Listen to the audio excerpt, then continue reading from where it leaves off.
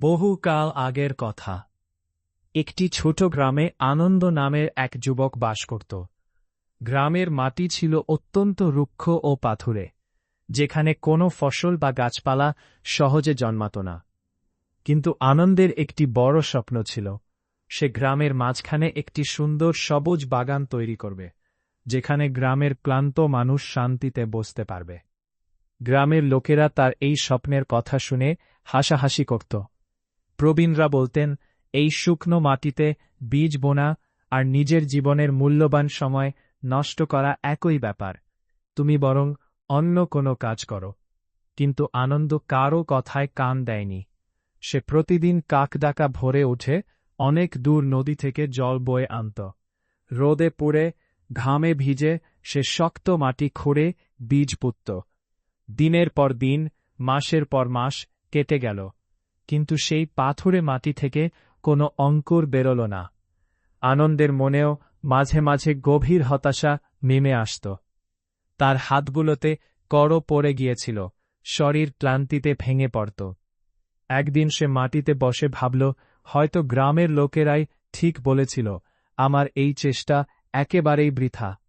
সেই দিন সে আর জল আনতে, কিন্তু রাতে ঘুমোতে যাওয়ার আগে তার নিজের স্বপ্নের কথা মনে পড়ল। সে ভাবল, আমি যদি আজই হাল ছেড়ে দিই, তবে তো আমি কোনোদিনও জানতে পারব না যে কাল কি হতো। পরের দিন সকালে সে আবার নতুন উদ্যমে বাগানে গেল। গিয়ে সে অবাক হয়ে দেখল, একটি ছোট্ট দুর্বল সবুজ পাতা শক্ত মাটি ফুঁড়ে বেরিয়ে সূর্যের আলো খুঁজছে। আনন্দের চোখে জল চলে এলো।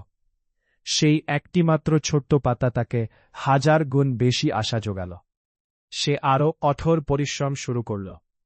ধীরে ধীরে সেই রুক্ষ জমিতে আরও অনেক চারাগাছ গজে উঠল। কয়েক বছরের নিরলস চেষ্টায় সেই পাথুরে প্রান্তর একটি চমৎকার ছায়াসুনিবিড় সবুজ বাগানে পরিণত হল। যে গ্রামবাসীরা একদিন তাকে নিয়ে হাসাহাসি করত, তারাই আজ বিকেলে সেই বাগানের শীতল ছায়ায় এসে বিশ্রাম নেয়।